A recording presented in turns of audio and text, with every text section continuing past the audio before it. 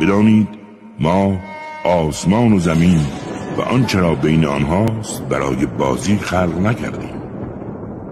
اگر به دنبال سرگرمی و بازیچه می بودیم توانایی آن را داشتیم که خودمان بازیچه‌ای خلق کنیم و نیاز به این همه صبر و گذشت و ارسال پیامبران و معجزات و هدایت و غیره نبود، بلکه اراده کرده ایم با توجه به اختیاری که به شما داده ایم حق را بر باطل بکوبیم تا آن را متلاشی کنند.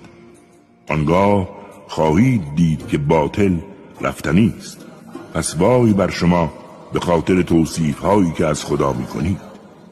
هر که در آسمان ها و زمین است از آن اوست و هر که نزد اوست نه از عبادتش تکبر می ورزد و نه خسته می شود.